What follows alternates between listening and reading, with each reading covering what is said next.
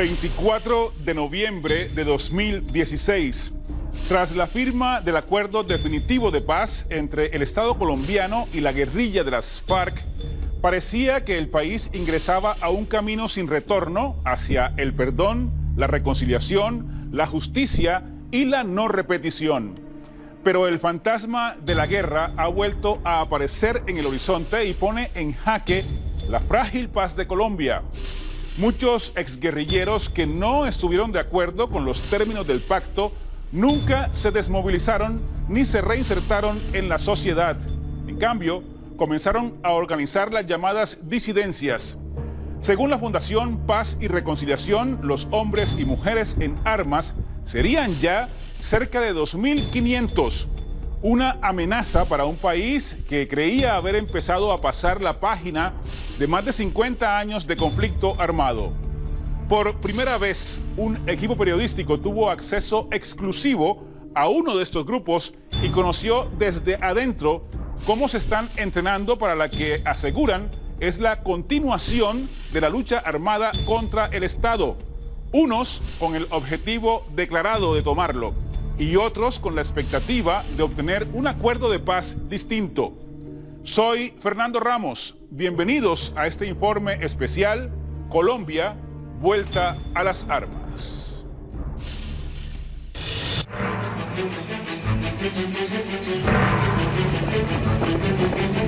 Un viaje a las entrañas de las selvas del Putumayo en el sur de Colombia, fronterizo con Ecuador. Es una región de contrastes, exuberante y rica en recursos naturales, pero con habitantes pobres y alejados de los centros urbanos con más servicios. Este ha sido el escenario de gran parte del conflicto armado en Colombia. Hay que recorrer largas horas por carreteras sin pavimentar, en automóvil, en motocicleta y a pie en inhóspitos caminos en la jungla. Y bajo la inclemencia del clima húmedo tropical, aparecen los vestigios de improvisados campamentos donde se encuentran agazapados los guerrilleros, rodeados de cientos de hectáreas de cultivos de coca y a muchos kilómetros de la civilización.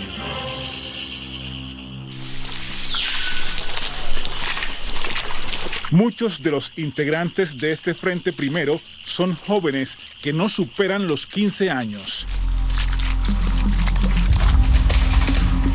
Están en un duro entrenamiento en medio del pantano, la lluvia y la humedad extrema.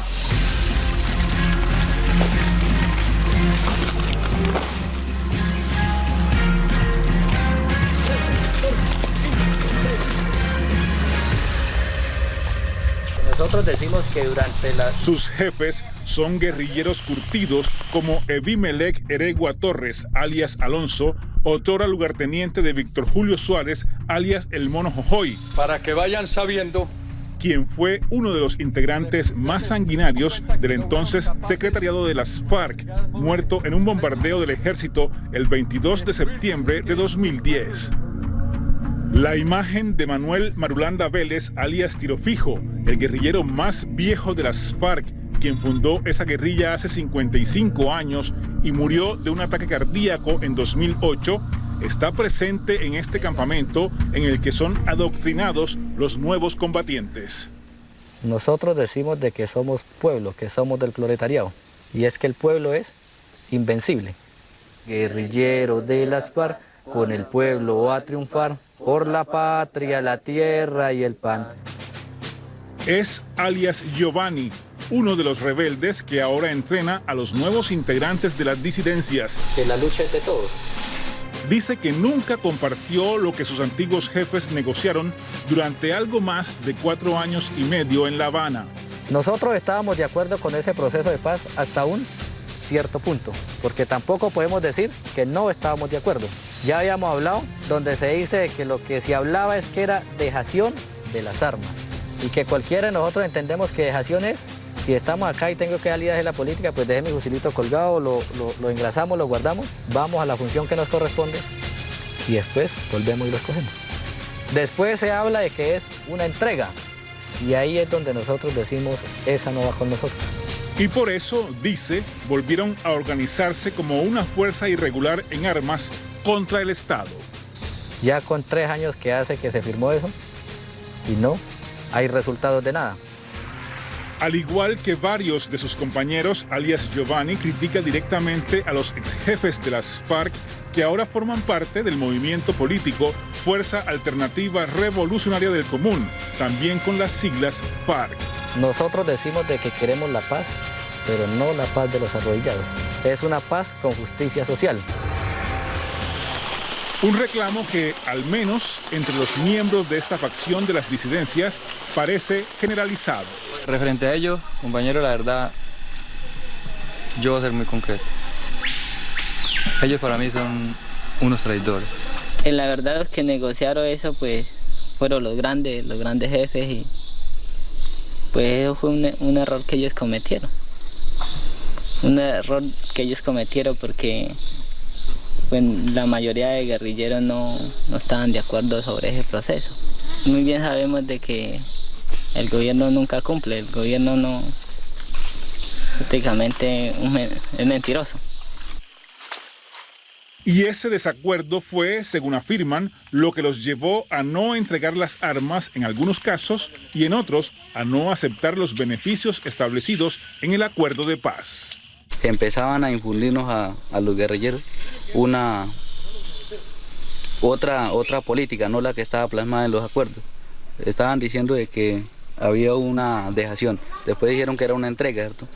Y con eso nos enredaron. De ahí partí que nunca estuve de acuerdo con el proceso de allí para adelante. Se volvieron traidores de la lucha, porque mientras que hayan motivos por qué luchar, no creo que haya necesidad de ir a entregar las armas y arrodillársele uno al Estado. Un Estado al que ahora desafían y al que desean someter a través de las armas y de futuras acciones violentas. Hasta llegar a la meta tratada, que es la toma del poder para el pueblo.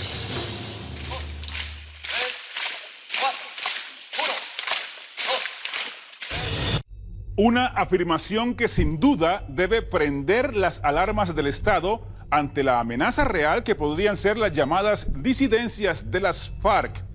Al volver, la tragedia que se repite en el rostro de los niños en armas. Ellos no son disidencias, lo que son es traidores. Traicionaron el proceso, traicionaron a las víctimas, traicionaron su palabra.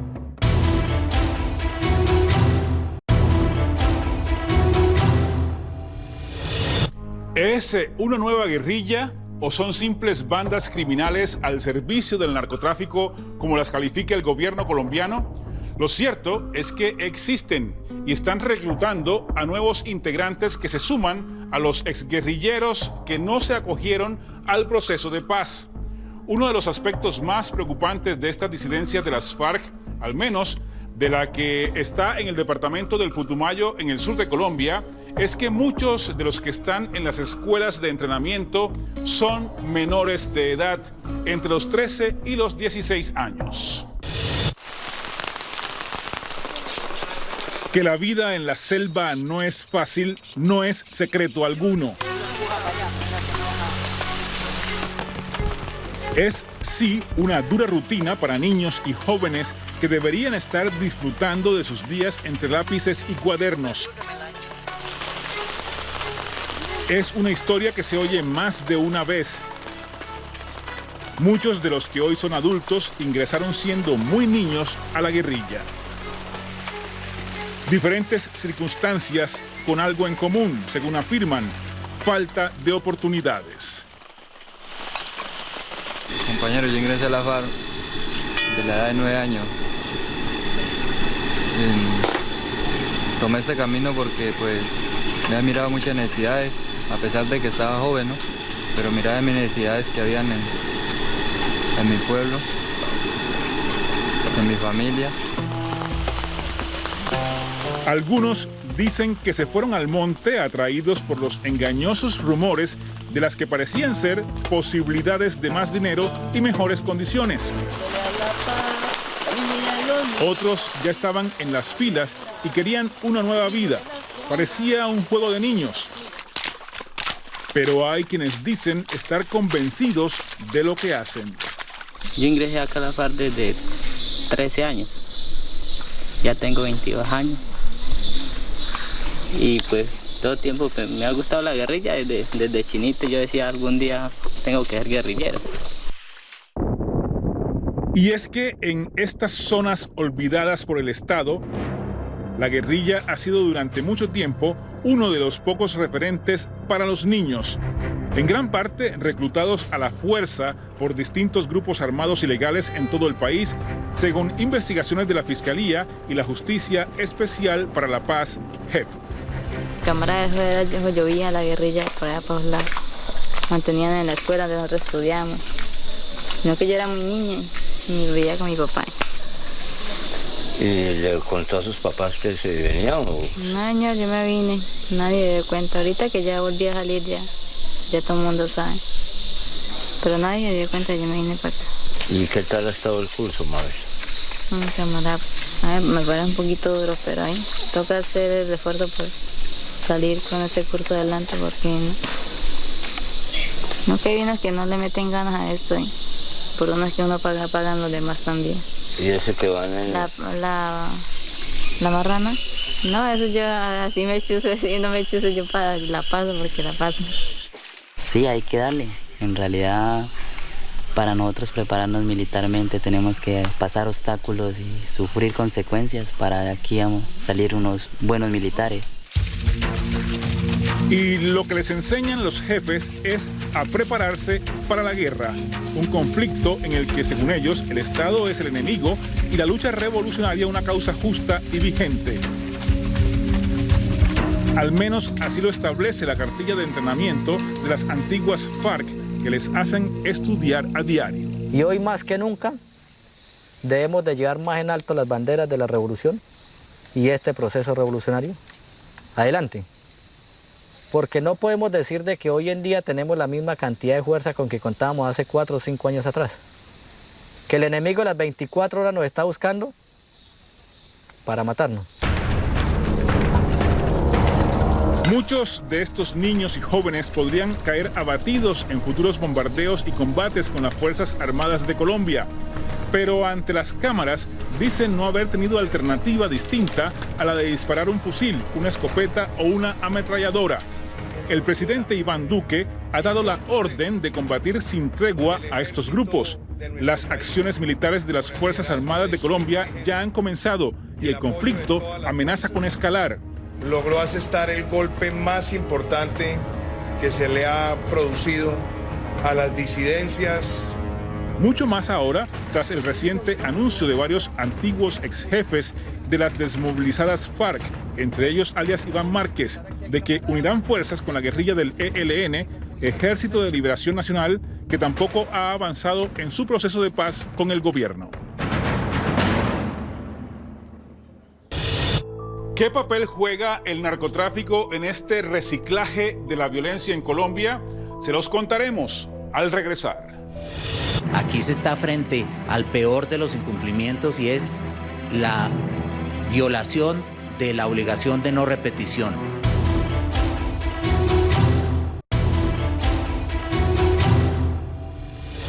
Gracias por continuar con nosotros.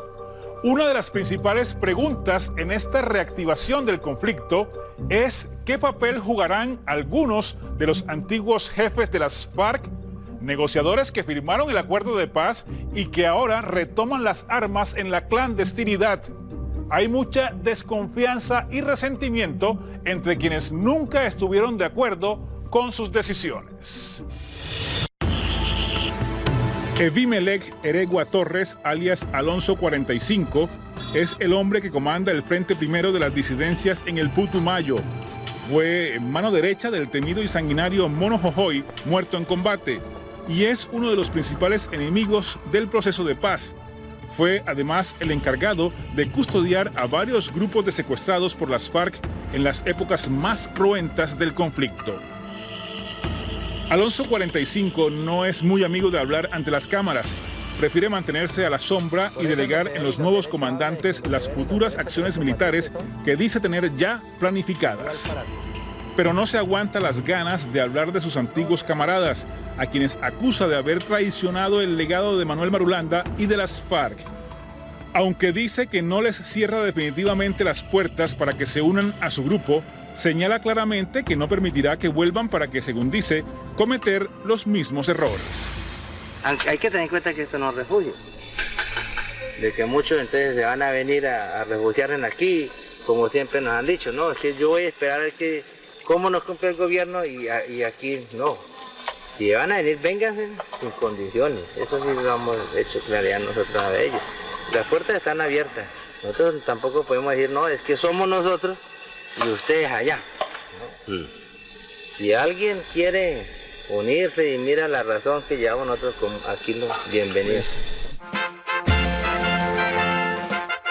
Recientemente, alias Iván Márquez, acompañado de varios de sus antiguos compañeros en armas, anunció la refundación de las FARC ante la que llamó la traición del Estado a los acuerdos de paz y agregó que buscarán una alianza con la guerrilla del ELN, un grupo rebelde con el que el gobierno del presidente Iván Duque suspendió las negociaciones de paz en enero de este año. Anunciamos al mundo que ha comenzado la segunda Marquetalia bajo el amparo del derecho universal que asiste a todos los pueblos del mundo de levantarse en armas contra la opresión.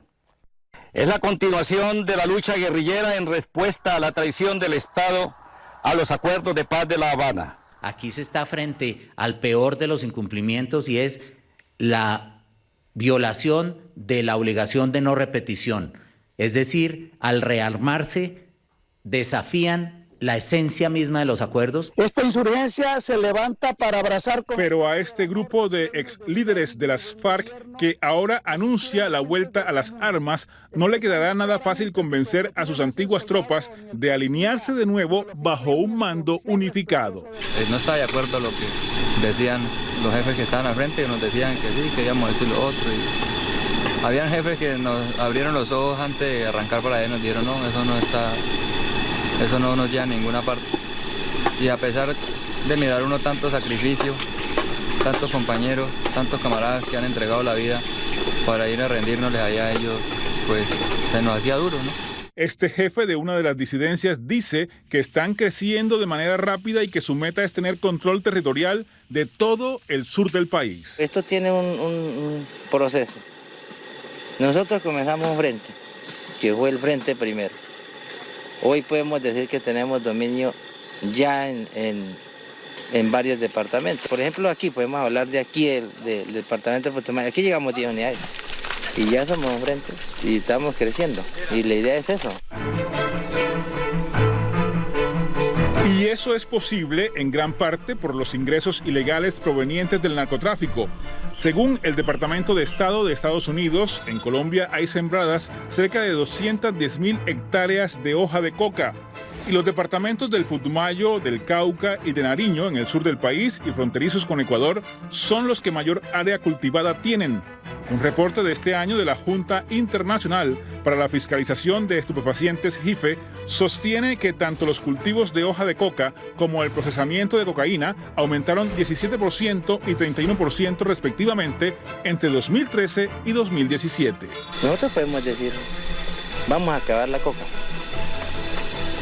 Con coca o sin coca nosotros subsistimos. Pero miremos la ayuda del campesino, de eso es que vive el campesino. Que dicen de que donde estamos nosotros la coca se está fortaleciendo.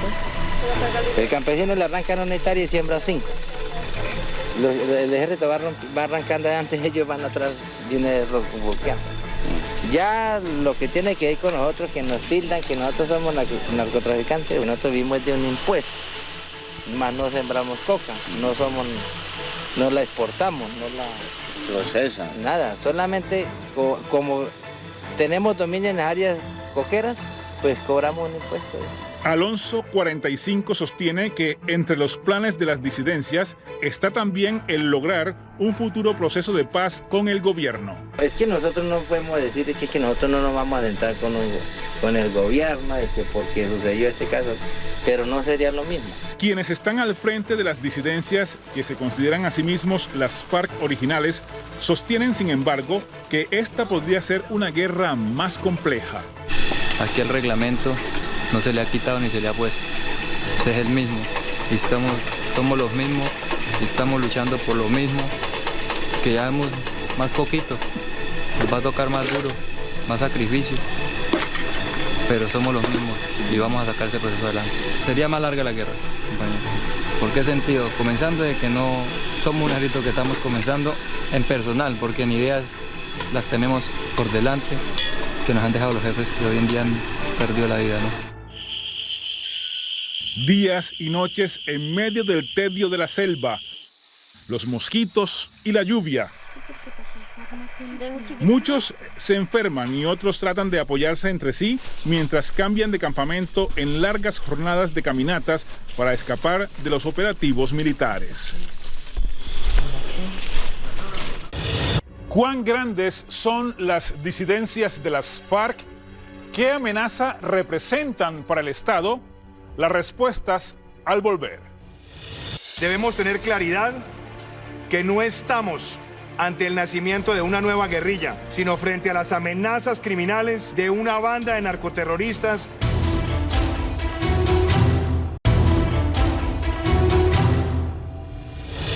Gracias por continuar en este informe especial para tener una radiografía lo más nítida posible del fenómeno de las disidencias, con un acceso exclusivo a las entrañas de estos grupos armados que difieren también entre ellos en varios aspectos, pero que coinciden en algo: amenazan la seguridad nacional de Colombia. Todo esto ocurre después de la firma definitiva del acuerdo de paz con las FARC el 24 de noviembre de 2016 y en pleno proceso de implementación de la agenda acordada para la reincorporación. Pero, ¿cuán grandes son estos grupos? Consultamos a expertos y a los encargados de garantizar el cumplimiento de lo pactado en La Habana. Ariel Ávila es el investigador principal de la Fundación Paz y Reconciliación. Esta es una organización no gubernamental que se financia con recursos de organismos internacionales de defensa de los derechos humanos, empresas y de embajadas de países que apoyan el proceso de paz en Colombia. Ávila dirigió durante el último año la investigación más completa que se conozca hasta ahora sobre las disidencias. Las conclusiones son, por lo menos, alarmantes. El fenómeno de las llamadas disidencias se ha venido complicando. Cuando las FARC se desmovilizaron, ellos operaron en 242 municipios de más de 1.100 que tiene Colombia. Hoy las disidencias están en 58 municipios y son 22 grupos. Los que están recostados al suroriente, los departamentos de Guaviare, Meta, Caquetá y llegan hasta Putumayo, están agrupados. Ahí encontramos 11 grupos que ya tienen una unidad de mando, control, que ya tienen hasta un himno, etc. Ya funcionan como una estructura jerarquizada. Y estos se han ido creciendo. Entonces, ¿qué hicieron? Las acciones armadas las redujeron para, digamos, tener una invisibilidad y comenzaron un proceso de reclutamiento y entrenamiento. Los otros grupos, los otros más o menos 11 grupos, están distribuidos en el resto del país, algunos grandes de 150, otros pequeños de 30 y, digámoslo así, están más trabajando en el tema del narcotráfico. El gobierno, por su parte, sostiene que argumentar el incumplimiento de los acuerdos de paz como razón para empuñar el fusil nuevamente no tiene fundamento alguno. Hoy en día uno puede decir que está de acuerdo con lo que estamos haciendo o que no está de acuerdo con lo que estamos haciendo, pero nadie puede decir que no estamos avanzando a unos ritmos muy acelerados. Estamos avanzando a ritmos muy acelerados en apoyar a los excombatientes. Estamos avanzando a ritmos muy acelerados en la implementación de las planeaciones que hay para los 170 municipios más afectados por la violencia y la pobreza. Estamos teniendo unos resultados muy robustos en todo lo que se llama la reforma rural integral. Estamos depurando los sistemas de apoyo a nuestras víctimas. Hemos seguido manteniendo una actividad muy fuerte en lo que corresponde al desminado. Luego, la decisión de volverse narcoter, excusarla en algún incumplimiento de parte del gobierno es claramente una mentira. Que se garantice el derecho. Y esos compromisos fueron en gran parte el espíritu del acuerdo de paz con el ahora partido político FARC. ¿Cuántas personas recibió el Estado colombiano después del acuerdo? ¿Cómo están hoy? ¿Dónde están hoy? ¿Qué están haciendo? Cuando se dio el registro por parte de la oficina del Alto Comisionado de Paz, se registraron alrededor de 13.000 excombatientes. Nosotros, recién llegados al gobierno, entendimos que para poder darles todo el apoyo que se necesita, requeríamos tener la información. Entonces hicimos un censo. Es un censo costoso, un censo dispendioso. Fuimos donde cada uno de ellos les preguntamos en qué condiciones estaban, si querían emplearse, si querían proyectos productivos, cuál era su nivel de educación, etcétera. De las personas que siguen en el censo con nosotros, hay un poco más de 10.500 y un dato, satisfactorio, más del 75% de los excombatientes respondieron que ven su propio futuro con optimismo. El gobierno sostiene que los que han vuelto al camino de la violencia son una pequeña minoría, pero el número de hombres en armas no deja de ser una amenaza real. De aquí a enero o a febrero, Colombia va a saber si estos grupos, 22 grupos de disidencias, o son una nueva guerrilla o son una cosa que en Colombia se llaman procesos de bandolerización, es decir, estructuras criminales que comienzan a descomponerse. ¿De qué depende? De la cantidad de mandos que vayan a la disidencia. Y en este punto, saber qué pasa con Romaña, el Paisa, será determinante para irnos a la bandolerización o a la nueva guerrilla. Y las Fuerzas Armadas deberán estar preparadas, según lo advierte el presidente Iván Duque. Los colombianos debemos tener claridad que no estamos ante el nacimiento de una nueva guerrilla, sino frente a las amenazas criminales de una banda de narcoterroristas. Nuestras Fuerzas Armadas cuentan con todas las capacidades operacionales y policiales para perseguir sin tregua a esta banda criminal. Continuaremos con las operaciones que hemos desplegado en contra de esas estructuras en todo el territorio nacional, enfrentando además esas estructuras residuales alimentadas por el narcotráfico. Colombia sabía que iba a tener un conflicto de violencia después del proceso de paz, pero la idea era quitarnos la justificación política de la violencia. Que nazca la posibilidad de que nazca una nueva guerrilla nos vuelve a meter otra vez, como devolvernos al siglo XX. Ellos no son disidencia, lo que son es traidores. Traicionaron el proceso, traicionaron a las víctimas, traicionaron su palabra. Son una absoluta minoría que no está teniendo eco ni en las bases ni en los jefes de las antiguas FARC. Aparte de eso, carecen por completo de ninguna ideología y ninguna reivindicación social. Luego forman parte del largo listado de grupos que nacional tienen que combatir. En Colombia han sido asesinados al menos 130 excombatientes de la desmovilizada guerrilla de las FARC desde el 24 de noviembre de 2016, cuando se firmó de manera definitiva el acuerdo de paz entre el gobierno y el entonces grupo armado. La Fiscalía dice que el 48% de los casos ha sido resuelto, pero que no se ha determinado que se trate de una acción sistemática de algún grupo en particular. Destaca que hay casos de venganzas personales y hasta riñas. A mí me parece que el actual gobierno del presidente Iván Duque ha prometido más seguridad para quienes entregaron las armas. Hoy ya es una realidad y eso además legitima aún más la causa de perseguir a esos delincuentes. Piensan varios antiguos jefes de las FARC que ahora están en la política sin armas y las opiniones de los críticos y los defensores del proceso de paz.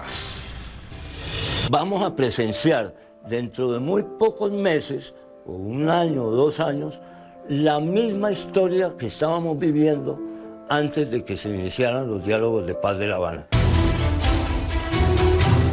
Recuerden que en mi cuenta de Twitter, @CNNRamos, recibo sus comentarios y sugerencias.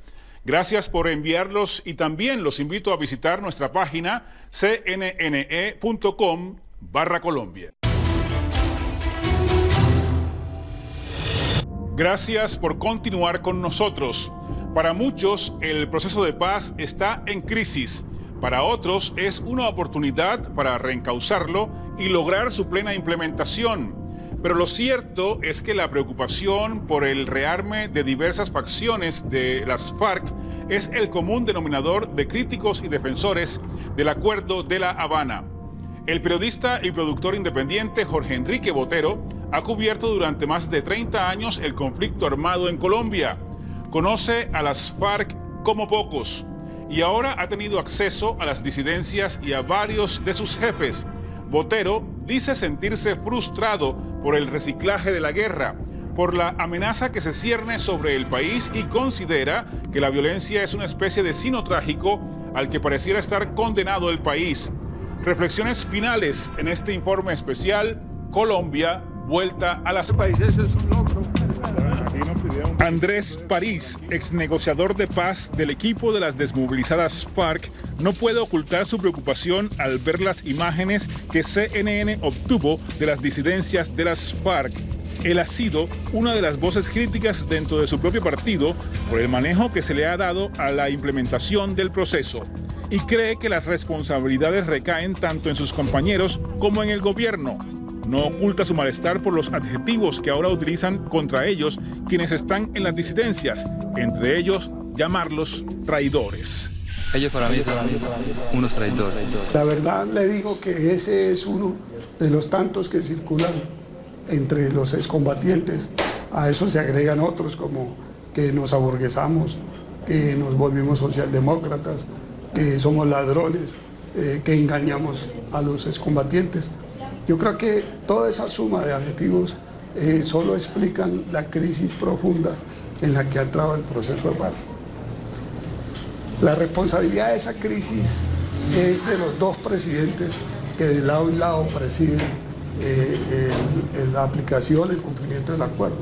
Por un lado, de parte del partido FARC, es responsabilidad de Timochenko como presidente del partido, el estado actual del acuerdo de paz, y el presidente de la República, que se encuentra en medio de una contradicción entre el programa de gobierno que ofreció, la obligación constitucional que como presidente tiene de trabajar por la paz, y la contradicción con el programa del partido de su partido, el Partido Centro Democrático. Rodrigo Londoño, alias Timochenko, acompañado de varios dirigentes de su partido, rechazó de manera contundente el anuncio reciente de Iván Márquez y de varios de sus excompañeros de volver a empuñar las armas contra el Estado.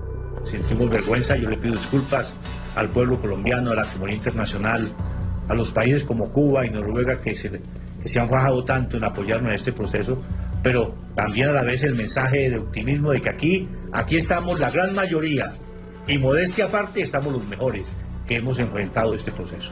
Divisiones internas y fricciones en el partido FARC que evidencian el impacto de estas facciones armadas. Ya desde hacía meses las diferencias se ventilaban en público. Cuando me toca hablar de eso también siento mucho dolor. Mucho dolor porque eran compañeros de lucha, compañeros con los que construimos este acuerdo. Iván Márquez fue un hombre que le aportó mucho, lideró, fue el que lideró, y lideró con solvencia las negociaciones en La Habana. Y que han tomado el camino que tomaron, pues a mí me duele. Y optaron por ese camino. Pues hombre, lo único que yo digo es, bueno, el partido no tiene nada que ver absolutamente con eso. Yo no puedo irme por ahí escondido a decirle a la gente, salgan a la pelea por los acuerdos de la paz.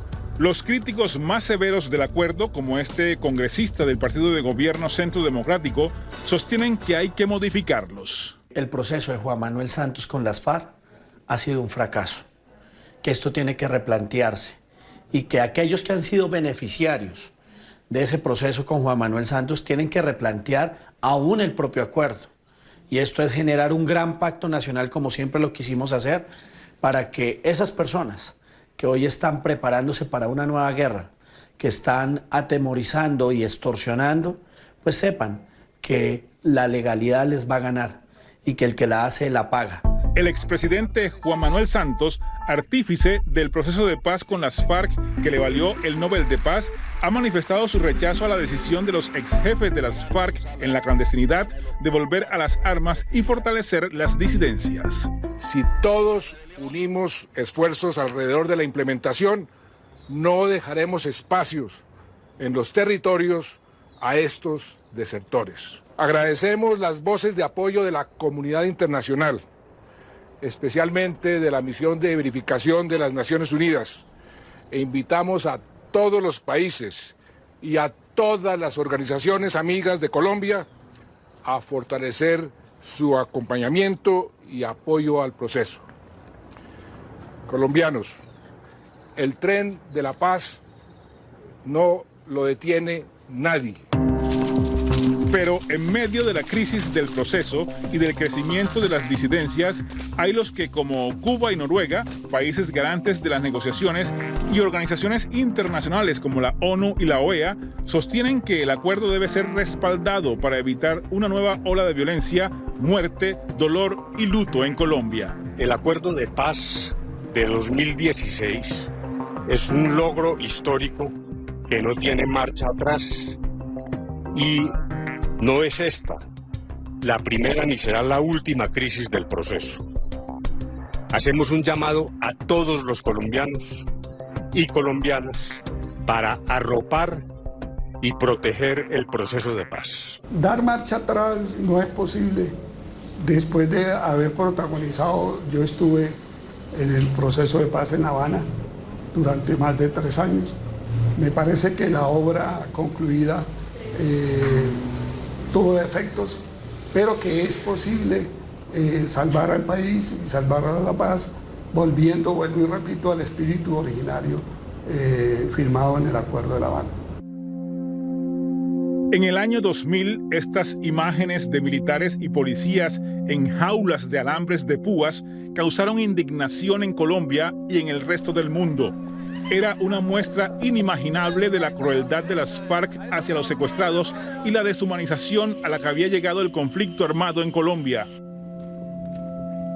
El periodista Jorge Enrique Botero logró filmar estas imágenes en las selvas del Caquetá, sur de Colombia, en julio del año 2000. Y aún mantiene vivo en su memoria el dolor de los testimonios de los secuestrados y la impotencia de no poder regresar con ellos a la libertad. 19 años después, cuando pensaba que esa página oscura de la violencia había quedado atrás, teme por el futuro con disidencias dispuestas a una nueva guerra contra el Estado. A mí lo que me produce es una enorme tristeza registrar que Colombia pareciera condenada a tener en su ADN la violencia como el elemento central de su vida. Yo diría que después de haber andado tantas trochas, de haber navegado por tantos caños, de haber atravesado ríos furiosos, de haber presenciado el dolor y el sufrimiento de los prisioneros de guerra, de los secuestrados, de haber visto el sufrimiento de familias, de guerrilleros y de miembros de la fuerza pública, de haber presenciado, junto con muchos otros colegas, los desplazamientos de miles de familias, tener que ir a ver lo mismo 30 años después. Yo ya pasé el 6º piso hace rato y me costó trabajo, digamos, llegar hasta estos recónditos parajes donde estuve. Pero más allá del esfuerzo físico, Fernando, yo lo que experimento es una desilusión, una decepción muy grande y pues encontrarme con que una generación de jovencitos colombianos se está preparando para un nuevo ciclo de violencia que además se anuncia más cruento. Es realmente desconcertante. Yo digo, bueno, ¿pero qué le pasa a este país? Y dice tener razones para ser pesimista. Varios jefes de las disidencias dicen que esta vez el conflicto llegaría a las principales capitales del país, no solo a las áreas rurales. Vamos a presenciar dentro de muy pocos meses, o un año o 2 años, la misma historia que estábamos viviendo antes de que se iniciaran los diálogos de paz de La Habana. Entonces yo digo, ¿será que estamos condenados, mano?